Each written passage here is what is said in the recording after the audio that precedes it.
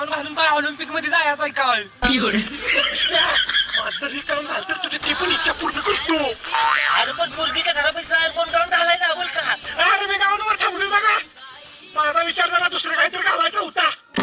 नको बाबा चले जाऊ. हे थांबायचंच दिसते का बघून आलो.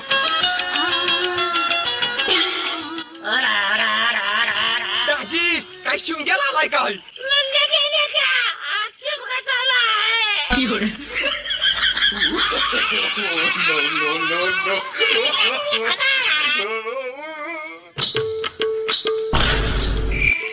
अगं अंगे